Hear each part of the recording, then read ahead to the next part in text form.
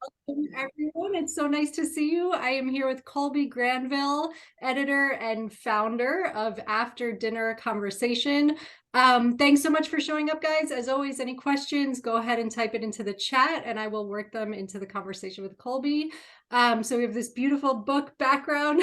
Great to see you today.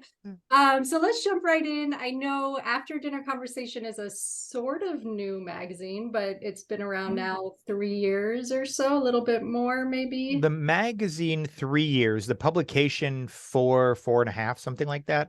Okay. Uh, it was literally founded kind of like the night before my wedding. So we're coming up on a 4-year wedding anniversary in a couple weeks. So we must be coming up on 4 years for the publication. Congrats. Wow. Can you take us into the process there? So it's the night before your wedding and you're thinking, I'm going to start a little. Yeah, it is a beautiful kind of absurd. So obviously for weddings, all your friends come into town, the people who know you best, blah, blah, blah.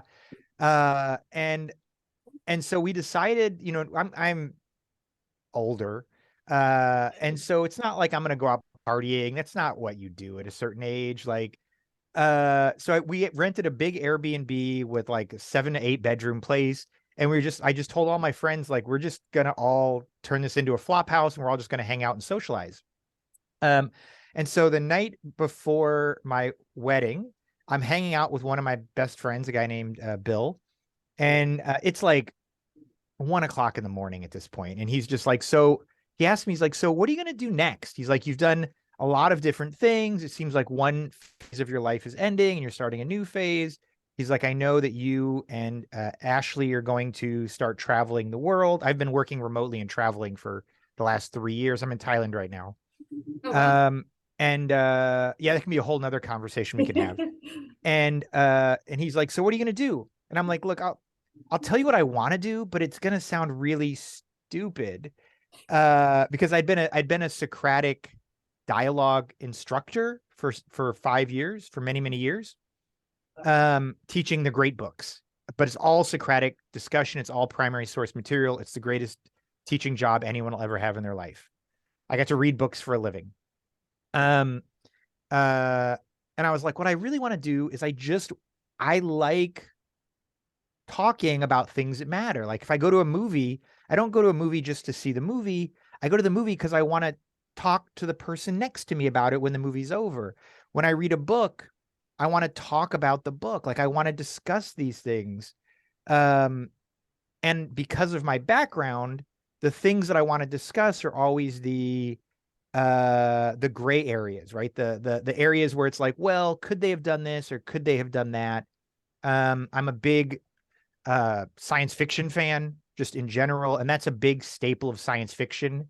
If you watch a movie like Blade Runner or Star Trek or whatever, it creates a very easy genre for asking these kinds of questions, because all you have to do is just say it's on another planet and on this other planet, and then you can create any scenario you want. You can create any fictional world you want. This is what cartoons do a lot of the times now too, or adult cartoons. And he's just like, well, like just do it.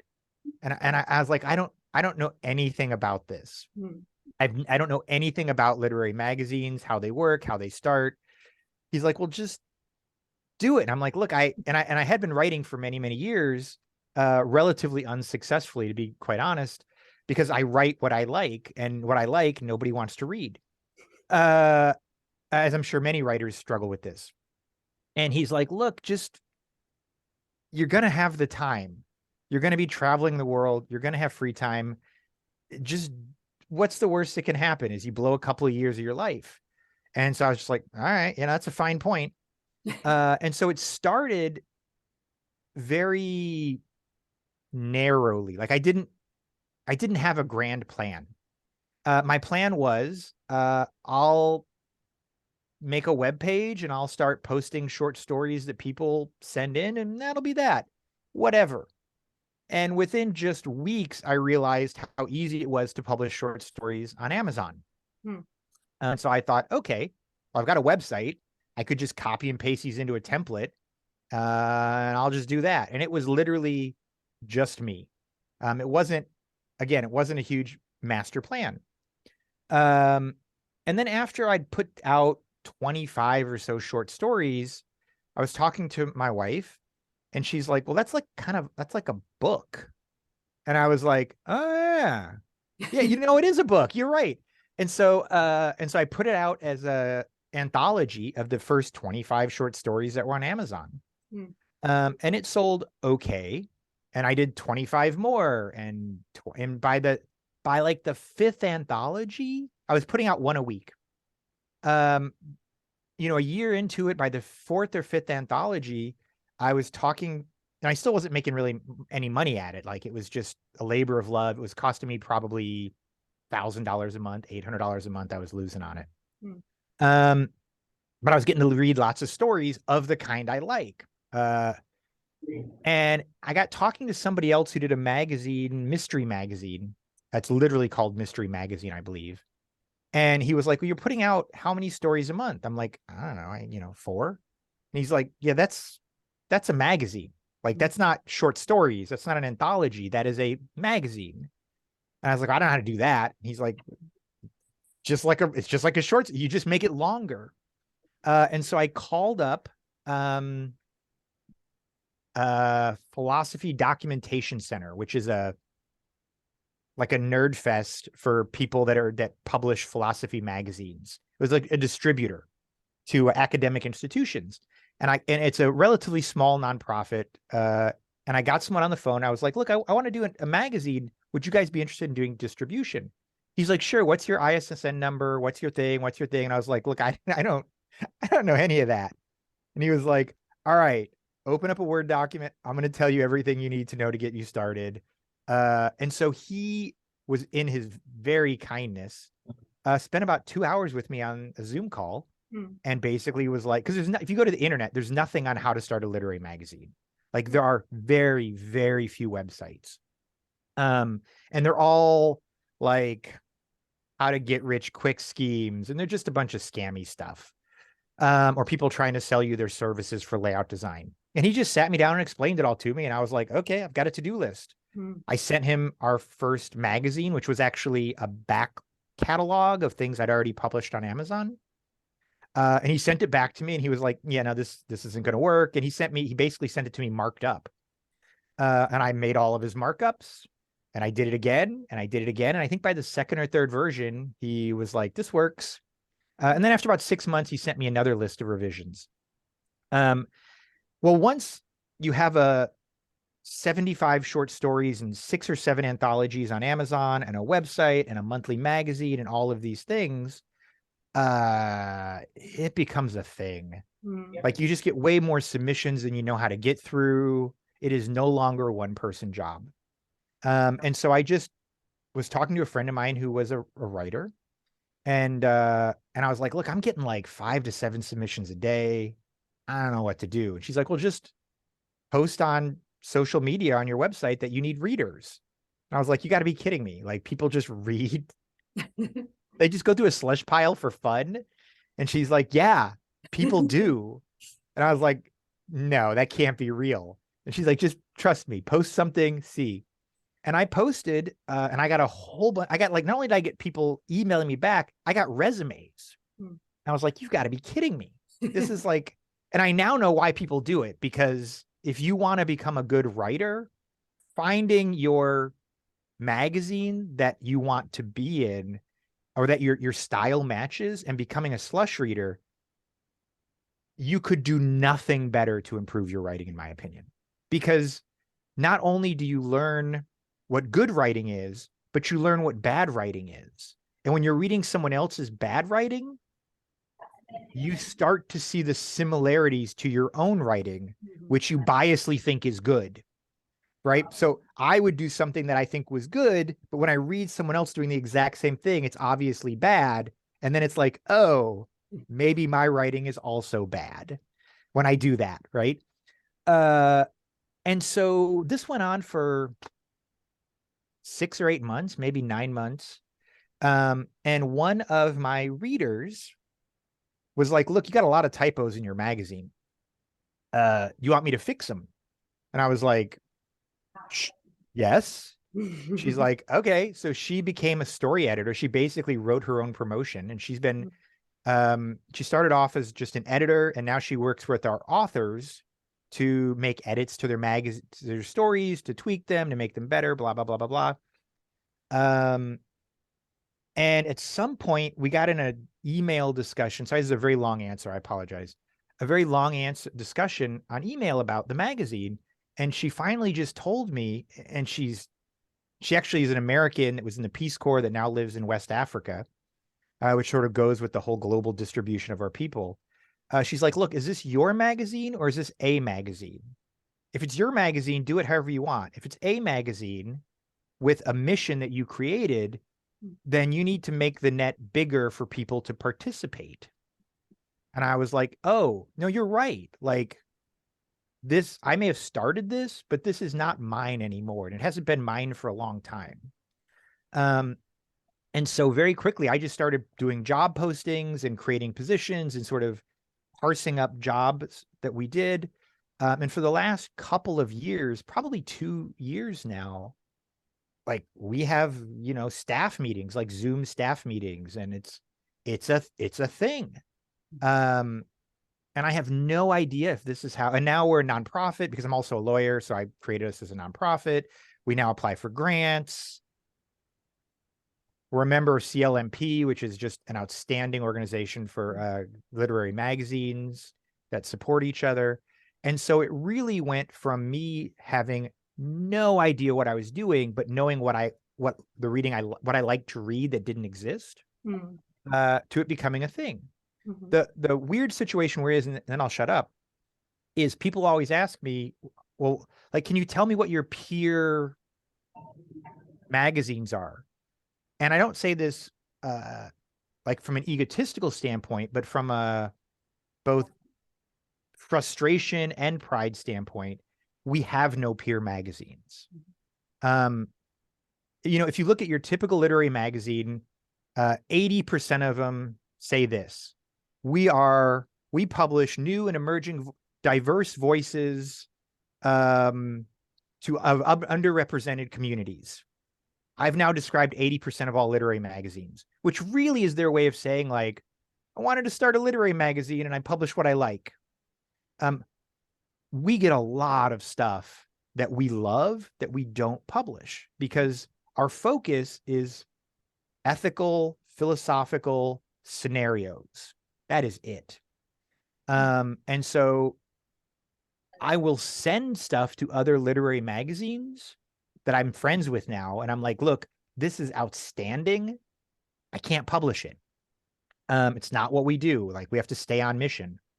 And we also, to be perfectly honest, we get stuff once in a while that has just an outstanding question being asked. Just really smart. And when we read it as a team, we're like, is it well written? And it'll be like, it's good enough. You're like, well, can we work with the writer? You're like, yeah, no, we'll coach them. We'll coach them. And it's like, well, are we coaching them or are we just like fixing all of their problems? And we do a little of both sometimes now. And so we actually have a dual scoring system. We will score something on a scale of 0 to 3 on how good the writing is, and a score of 0 to 3 of how appropriate it is for this like ethical, philosophical, scenario-based story. And if it doesn't score well on that part, it doesn't matter how good the writing is. I should also mention that each of our stories actually come with 5 discussion questions.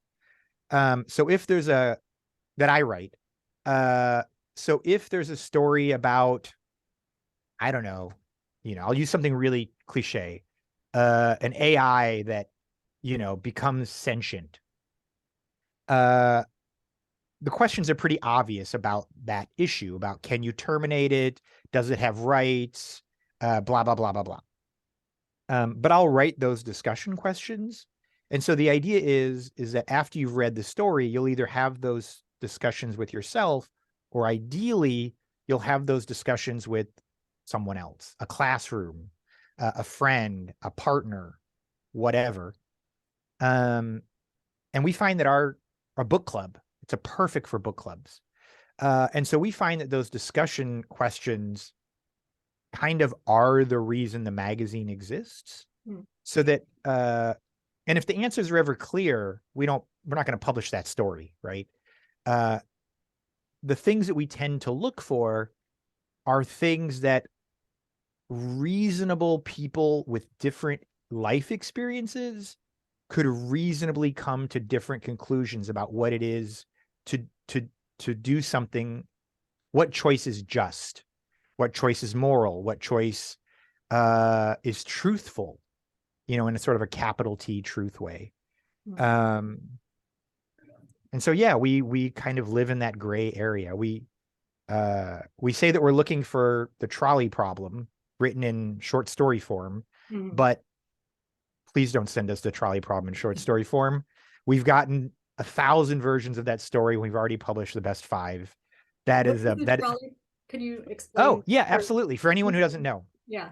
it is a philosophical theory that came up in like an ethics professor in the 1950s or 60s, where there's a trolley on a track, Oh, do you have to and decide you whether have to to? decide, do you pull the lever? Are you directly responsible for the death of one person, or is your lack of choice, are you absently responsible for the death of 5? And they've since done a million variations on it. Instead of pulling a lever, would you push someone in front of the tracks to stop the train? What if you're the cause of the people being on the tracks? What if they're criminals? What if it's your mother? Blah, blah, blah, blah, blah. And it's a way, there's a whole field of what's called experimental ethics that are actually, that's done by universities now, where instead of it's not just like Socrates wandering around deciding how many angels can fit on the head of a pin.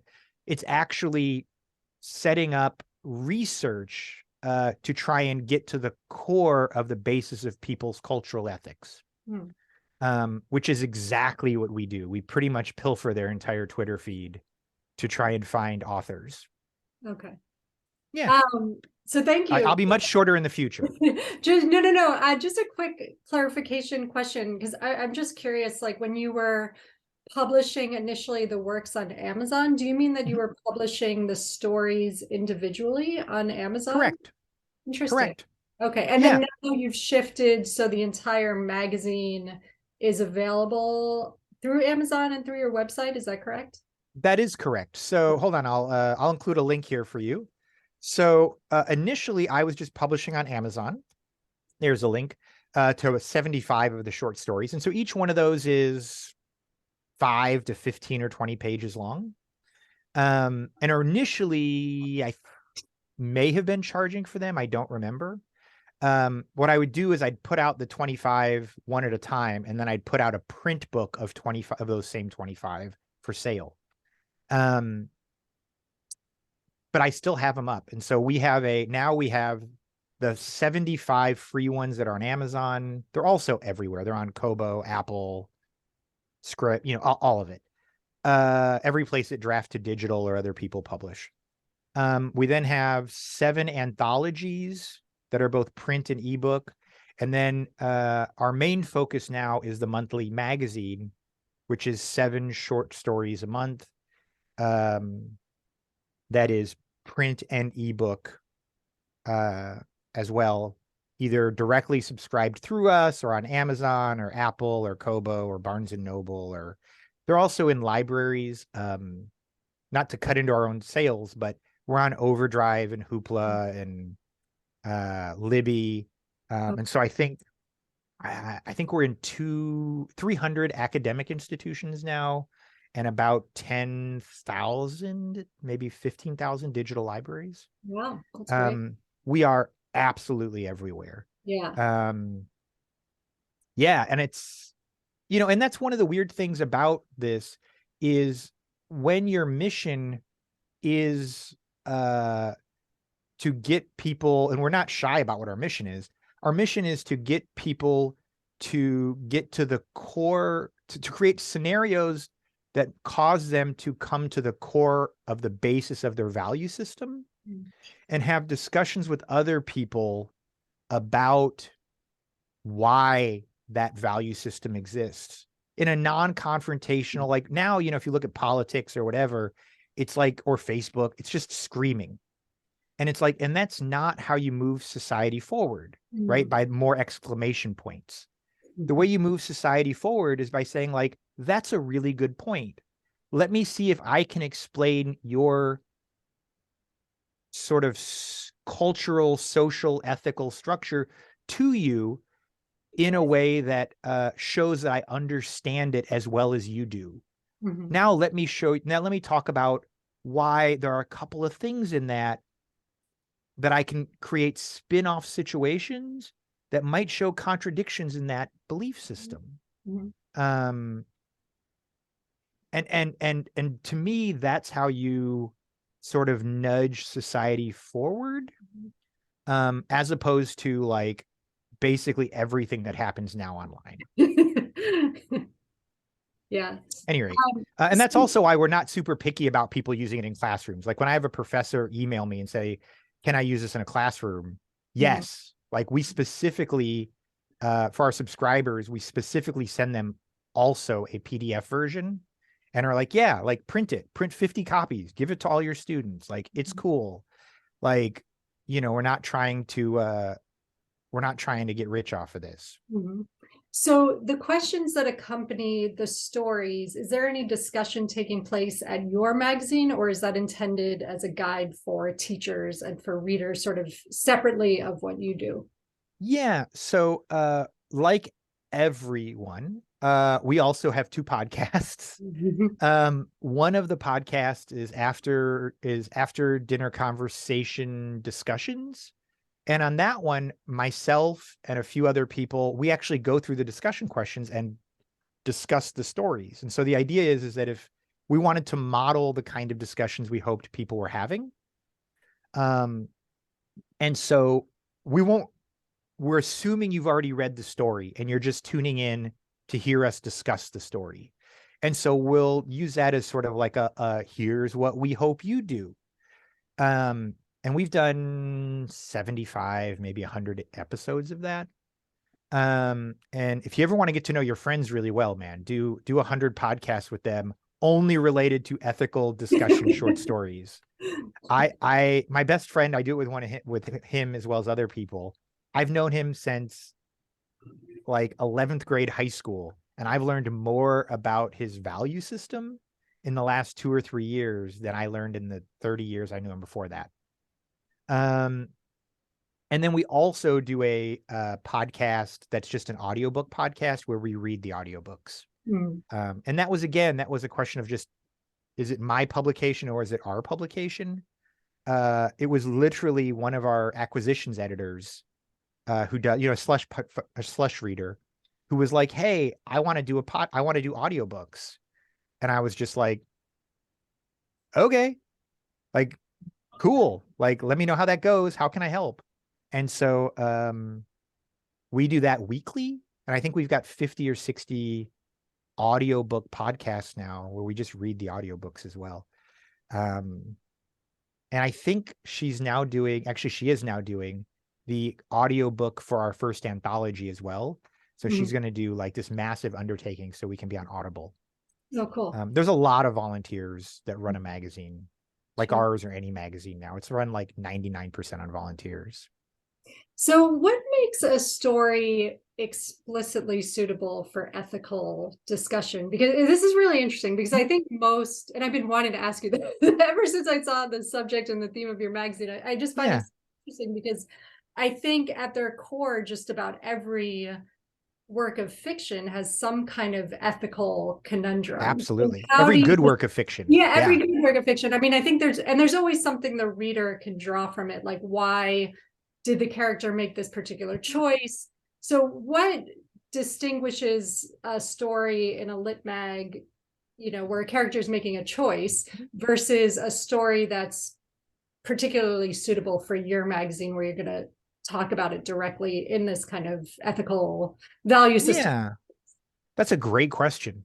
Um, so I think you're absolutely right. Like good writing, and not all, but I would say the writing that ends up having a legacy, Mhm. always has these deeper questions, right? Like you're not reading Huck Finn because you care about Huck Finn. Like you're reading Huck Finn because it's a reflection on the culture and the time, but it's also a reflection upon Huck. You can tell I was a humanities teacher. Huck coming to terms with his own value system and its conflict with its views on slaves in the South. And he essentially, the book is, in my opinion at least, is him realizing that my own experiences should be the basis of my value system, even if it's in conflict with society or what people are telling me God believes, right? That's why we read the book. This is why Huck Finn or The Great Gatsby, this is why great books are great books, right? Like, no doubt 50 Shades of Grey sold bajillion copies, but we're never going to, like, it's going to come and go. And it's not going to have that legacy of books like Fahrenheit 451 or Lord of the Flies or, fill in your favorite book. And in fact, if you look at the books that are the best sellers, if you were to ever do a search for like bestseller by year, most of the books that end up becoming classics don't make that list. The example I like to tell people, Moby Dick sold like 90 copies when it was released. And yet for some reason, we're still reading it today. I'm actually not entirely sure why we're reading that one today. But, and so to answer your question, what we tell authors is you should have a question that you think matters. And then think of a scenario that creates the requirement to answer that question. And then create a short story that is as short as possible to create that scenario. Right? That's really, yeah. Well, because start with the question though. With a lot of fiction, I love this idea of starting with a question. And then when I think of fiction, I think of producing something that doesn't set out to answer the question. Whereas you're right. An essay or something like that does seek to answer the question. But do you, in the work you're looking for, do you want to see work that answers the question or that just sort of poses the question? Or both? That's a great point. The character in the story can answer the question, but if they've answered it in a way that it is it is the answer, then no, we don't care anymore. Because like what's there to discuss, right? At that point. And I'm going to get in trouble for saying this, but I'm going to just mention it. So one of the discussions that I've often had with my partner that I do the podcast with is he and I have very different opinions on Game of Thrones. I think the Game of Thrones books are a great work of effort, but I wouldn't call them a great work of literature, right? And it's not that they're not fun to watch. It's not that they don't make great movies. It's not that there is not a place for all kinds of books, but it's not Huck Finn. Like quite literally, and this is again showing my bias, like you can see things that Hemingway did in 100 pages that stick with you longer than R.R. Martin did in 500 or in 500 over 7 books or whatever,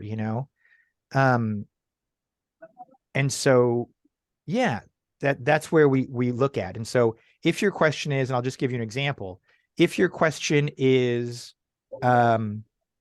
is it okay to take from someone else to benefit yourself without their permission, genetically, biologically, taking organs, taking IP, intellectual property, whatever. If that's the thing you're interested in, cool. That is a perfectly valid question. Now let's spice it up. Is it okay to do that if your reason for doing it is because you think it will benefit society, not you personally. Can I steal from you for the benefit of society as a whole? Okay, now we've got a harder question. Now you've got to create a scenario where that is required. Write that out, but write no more than that. I don't need to know what color the room is. I don't need to know that the main character has a stutter. I don't need to know about the cat that rubs up against his leg. Like, give me a couple of paragraphs to give me the world, give me the problem. That's as much as we need. So we find that sweet spot's like 2,500 to 4,000 words. It's so interesting. How much do you think the reader brings ethical questions to a narrative? Because you mentioned 50 Shades of Grey, and I'm thinking, oh, there's so many ethical questions that can be There absolutely are. And like socio-political, I mean, you could raise all kinds of, it could become a work of great literature by what arguably Yes. the reader brings to it. So how do you distinguish? I just think it's so interesting. Like, how do you distinguish between work that the writer has explicitly set out some kind of ethical issue versus something that you as an editor or your staff brings some kind of ethical framework to? Yeah, you are absolutely right. And that is something that we struggle with. Like, I have had times where we've rejected something and the author has written me back and I've said, look, it's a great story. I think it's really well written. I just don't think it has a strong enough question for us. And the author will write me back and say, it does. And here's what it is. And they'll tell me, like, and I think good authors will, I mean, any sort of good writer will have themes in their writing, right? And those themes can be very, can be very deep and very interesting and very ethical and very philosophical. And so they'll want to tell us, like, here's what I accidentally put in, or here's what I intentionally put in. And there have been times where, honestly, authors have convinced me. And I've been like, yeah, no, you're right. Like, I didn't see that. And now that you've mentioned it, I see it. The thing that's interesting to me is we do blind reading. So I don't know your name. I don't know anything about you. I just know the name of the story. That's it. And then after we agree to publish people, we ask them for their bios. And I would say 70% of our bios, once I get them, are I'm a philosophy professor. I have a PhD in physics and I teach at Cambridge. I'm a poli-sci professor. We get a lot of those. Like, I would say 70% of our writers are philosophy or a PhD in the hard sciences, computer science, humanities, something like that. And about 30% are people with English degrees.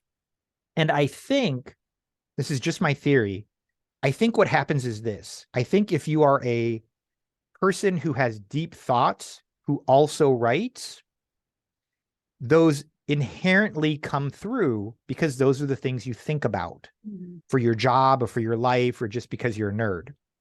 If you are a person trained as a writer who is trying to think deep thoughts, it just comes off silly.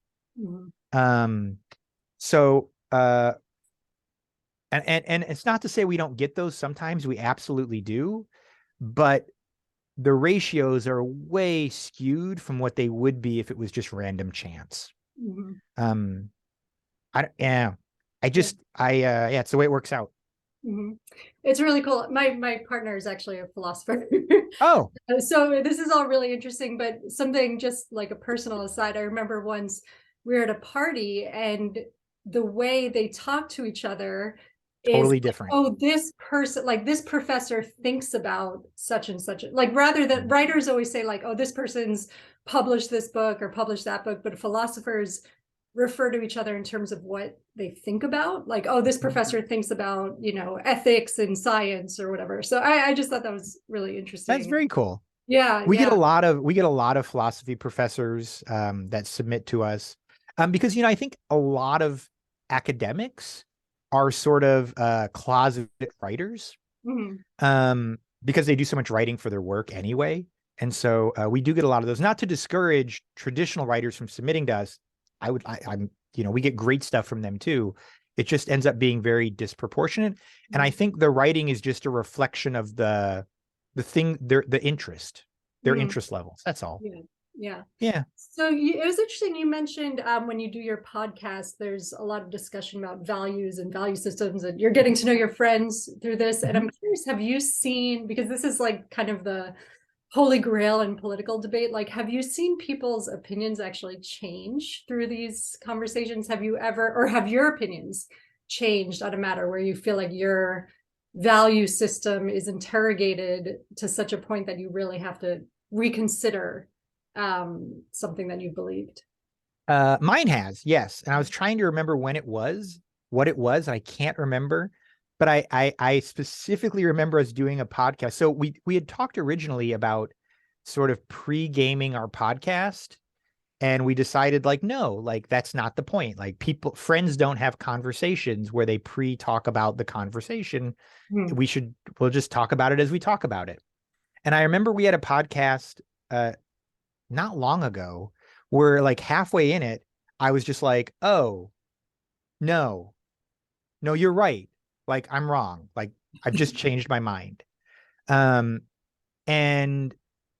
it was just like, it kind of hit me like a cold water. I was just like, oh my God, I hadn't thought of it that way. Because one of the things that comes up, and I've used this example in our podcast, is people frequently speak in binaries. Are you pro-gun or anti-gun control? Right. And that's great for getting people to donate money to your campaign, but that's not really the right discussion to have, right? If you change the discussion, and this is really what the whole point of the publication is, if you change the discussion to how are you on weapon control, like somewhere between a slingshot and a suitcase nuke is everyone's line. And so you go, okay, are you okay with me being able to buy a suitcase nuke at Walmart without an ID check? Everyone would pretty much say no. And you go, okay, cool. Let's move the line. Let's move the line. Let's move the line. And eventually you're going to find everyone who says, well, I'm okay with I'm okay with a bazooka, but you can't buy a box of hand grenades at Walmart. And you go, great. Now we know where the gray is for you. What is it that's different about a box of hand grenades that's different than an automatic handgun? Well, it kills a lot of people at once. Well, but automatic handguns kill a lot of people at once. Okay, so that's not it. Automatic handguns are for home protection. Okay, well, so could hand grenades. Well, but other people could die in the process. Well, but other people could die in the process with an automatic handgun. And so for every person, for every opinion that they think is binary, in almost every case, when you rephrase the question, you find out that it's not binary, right? You could take abortion as an example, where people are, I'm pro-abortion or I'm pro-life. Okay, let me give you some scenarios. What about this? What about this? And you get them to that gray spot, and then you try and figure out what is the essence of the distinction between option A and option B. That's what we publish. That's what we do all day long, when we're doing it right. How much do you avoid or court or neither contemporary political issue like gun control or abortion? Yeah. Or do you want to kind of stay away from, are they too heavy-handed? Or do you like stories that sort of explore the ethics of these kinds of cultural? You're asking all the best questions. Yeah. So we won't publish anything that, and this is just a made up term I came up with, where someone is going to immediately revert to their internal script. Right. So, as a way of sort of, I'm making up this phrase too, probably, like cognitive savings. You come up with an opinion, you like spend a lot of time building a value system, And then once you've got it, you don't rethink about it because it would take too much time. Mhm. You know where you stand on guns, or you know where you stand on whatever. And it comes from your culture, from your parents, from your social media, from your news, etc. And so you sort of layered on these value systems that you've piecemealed from many different places, as well as your own critical thought. The problem is, if I ask you a modern question, you're not listening to the question, because what you're really doing is taking that Lego and showing it to me. Mhm. If you're taking that Lego of a preconceived script that you've already put together and you're showing it to me, that's not a conversation. That's a marketing rep, Mhm. right? So when somebody tells me if God does or doesn't exist, and they go, well, he does or she does. And I go, why? And like, well, because my church told me they do. My mom told me they do. What you're really doing is you're just grabbing that Lego and showing it to me. Mhm. That's not a conversation. And that's definitely not critical thought. Mhm. So what we have to do is, you can talk about modern things, but you have to talk about them in a way that doesn't cause a person to grab that Lego and show it to you. Mhm. And so it's really great to talk about gun control. But here's what you can't talk about in your story: gun control, Mhm. right? Mhm. It's great to talk about abortion, but you can't talk about abortion in your Mhm. story Mhm. um, in a direct way. I can tell you one where we really ran close to that line, but it was so well written that I couldn't resist. And I don't think we've published it yet. I think it's coming out in a month or two. It was someone invents a new technology that allows, the government has made abortion entirely illegal, but they've created a system where they're like, look, if we're going to make all of these children be born, we need to come up with a system to make it easier on women. So adoption can take place, I think it's 6 weeks after fertilization. We'll just go in, we'll take the fertilized egg, we'll put it in an incubator, it's gone. Mhm. You never carry the baby, you don't know what happened to it. No worries. Like, it's going to be raised. Well, of course, women realizing that, like, I can't get an abortion, but I can give this baby up at 6 weeks, and it's like it's an outpatient procedure sort of thing. There is now a proliferation of unwanted children for adoption. And so in order to solve this problem, they're like, well, men are a big part of this problem, so we'll just do a lottery. So every man will register for the draft, and if your number gets called, congratulations, you've got a baby. Um, and so there were two bits of things that they changed there, right? The easy, unstigmatized way to, not end a pregnancy, but move a pregnancy to an incubator, and the requirement of men to sign up for the draft. Mhm. Now, is that story about the current political problems going on in America? Absolutely. But it's written in such a way that there is no script that you can pull off a shelf and show me, Mhm. because there is no version of this that you've thought about before. Mhm. And so it was just a really clever story. And of course, the twist to the story is the initial um, politician who proposed the law, who's now 80 years old, gets drawn for a child to Mhm. take one of these adoptions. And he's like, look, I'm 80 years old, like, and you're giving me a newborn. And Right. they're like, look, you literally wrote the law. Like, what did you think would happen? Someday you're going to get called for the draft. And it's just a really great story that Yeah. meets all of our criteria perfectly. Mhm. You mentioned at the outset sort of AI and Mhm. technology. I'm curious, do you get a lot of submissions, and do you prefer submissions that deal with that have some sci-fi element, or sort of what you're describing sounds like Yeah. a dystopia?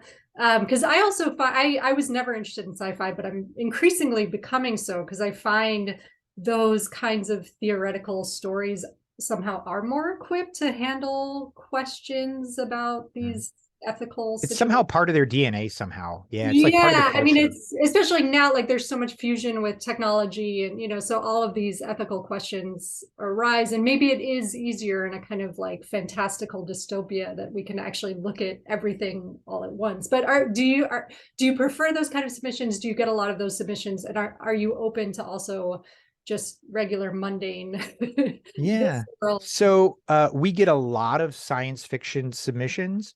We do not prefer them uh, because we get so many of them. Like we don't want to be known as a science fiction magazine. And so I would say because we get so many science fiction stories, it's harder to get published with us because you've got to do something really amazing. Like you've got to really bring something that nobody's thought of yet. And there are so many like low hanging fruit non-science fiction stories that we just haven't gotten. And I'll give you an easy example.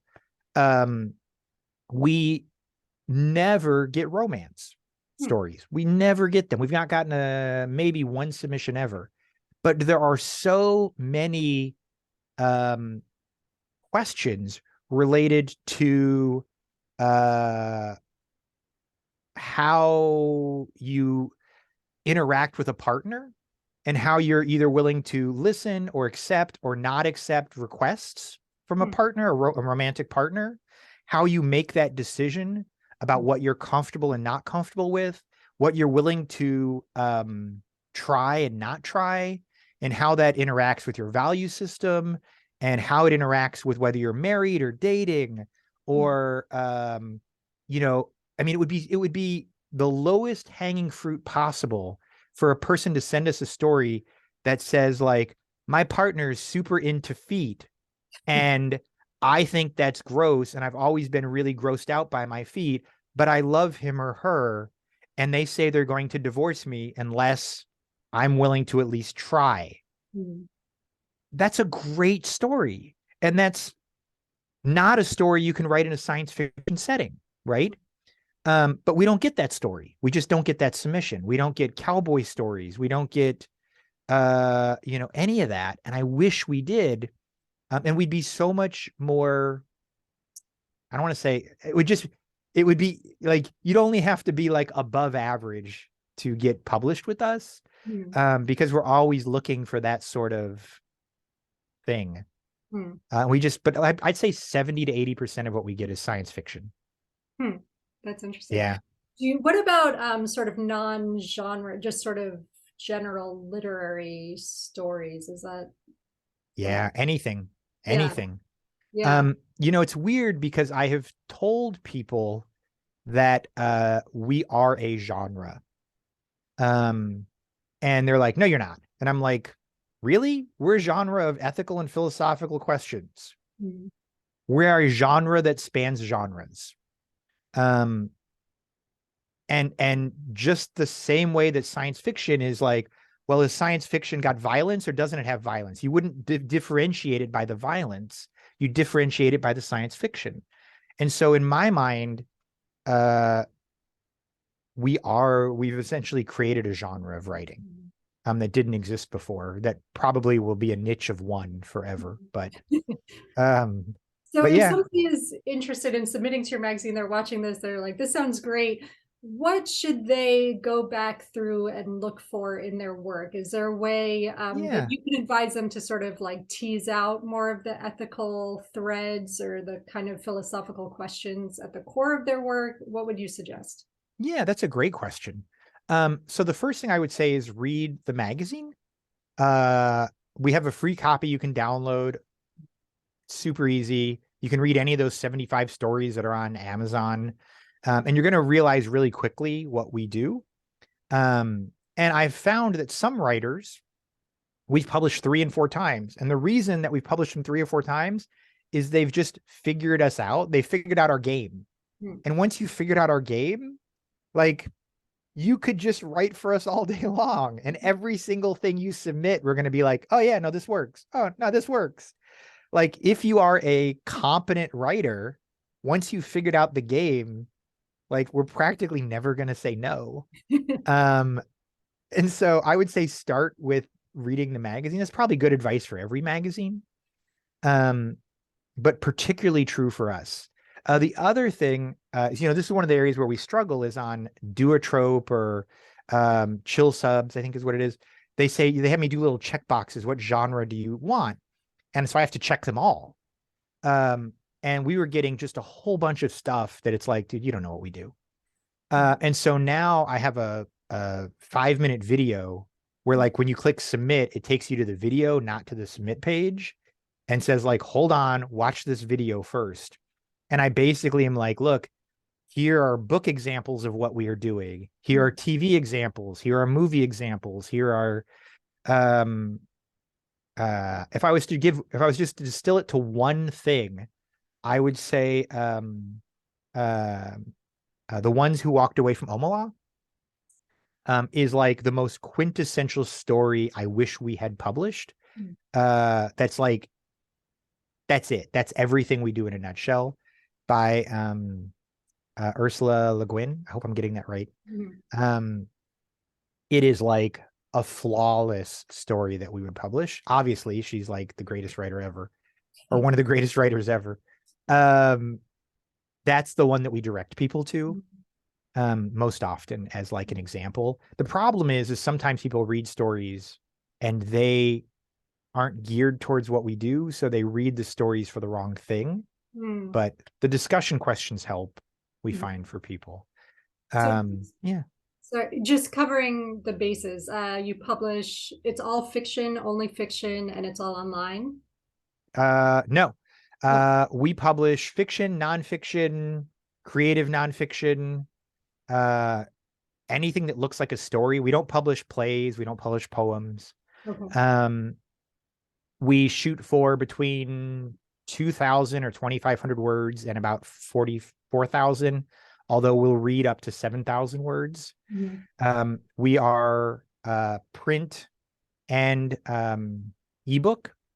So we have a growing number of people who get our magazine every month in the mail. Our ebooks also, same thing. They are on absolutely every platform that exists, as well as every library that exists, pretty much. So no, yeah, we're print and ebook now. We don't publish on our website anymore because we didn't want to cannibalize our sales. So we will publish old things on our website from time to time, just to give examples to people, but we pull those off after a month or so. Okay. But you can easily go get stuff on Amazon to figure out what we do. Okay. And are you open for submissions year round? We are. We're open for submissions. I refer to the magazine sometimes as a shark, and that it always has to keep swimming forward. It always has to keep eating, because, and this was my own silliness. I just assumed every literary magazine was a monthly when I started. Didn't even occur to me that it wasn't. And so we started as a month. We started publishing weekly, one story a week, and then we became a monthly. We do 7 stories a magazine. Okay. And so we have to just chew a lot to come up with those 7 stories. We have to get a lot of submissions. And we found a balance, and so we can do it. So yeah, like I look at a lot, like the literary magazines that I like put on a pedestal, like, whether it be the Rumpus or, the various reviews, that I'm just like, oh my God, that's like art, right? What you're publishing is art. Well, they do like 4 issues a year. Well, yeah, of course it's art. We are very much, like a working person's magazine. Like we get 3 to 5 submissions every day. Probably, we churn through them. We write, 100 rejection letters a month. And we've always got 7 new stories that are out every month. Along with discussion questions, and it works for us. Yeah. Maybe if we published quarterly, that would change the quality, but so far that hasn't really been an issue. The quality has not been the problem at all. Mhm. That's a good segue to my last question, and something that I ask all editors is, what keeps you doing this? What keeps you running a literary magazine? Is obviously a lot of work. It sounds like you're also traveling and Yeah. lawyering and whatever else you have going on. So what sustains you in the work? So this actually ties back to the magazine, and in general, and the types of things that one of the stories that we published. Uh, so I'm very fortunate that I grew up like a white male suburban American. Mm. I'm never going to go hungry. Like I'm good forever. Right. And so I'm very fortunate in that way. Uh, and so the question that I ask myself, and I think that everyone eventually should get to asking themselves is, am I curing cancer? And I don't mean literally curing cancer, but I mean, is the thing that I do every single day, 10, 12, 15 hours a day, do I feel like it's my equivalent of curing cancer? And if the answer is no, like, don't do it. Like, go find the thing that feels like I'm curing cancer to you. Mhm. And that's a very personal thing. That might be taking care of your kids, right? That could be literally curing cancer. That could be being a teacher. That could be whatever. Um, like, and so that's why I do the magazine. Mhm. Like, it is my version of I feel like I'm curing cancer. Mhm. And the cancer in this case is um the sort of vitriolic soundbite like anger that passes as human discussion today. Mhm. Mhm. Um, and so like if that's what you think you're doing, if you think you're curing cancer, like nobody thinks 15 hours is a long day, Mhm. right? And if you don't think you're curing cancer, 8 hours is a really long day to be at work. Yeah, well said. Well, thank you so much for taking the time today out of Yeah. the 15 or 8 hours that you're busy at work. And yeah, this was really interesting. So thanks. Thank you so much. And I just want to say I love what you do. Ah, I genuinely it's just you are bringing to a market something that literally didn't exist before in a way that it never has existed that I've seen. yeah. And I just am so honored to be on. Ah. I'm honored to be doing the interview. And Well, I just thank really you. hope you keep doing it forever. Sure. Yeah, me too. Me too. Thank you, Colby, and thanks everyone for coming out today.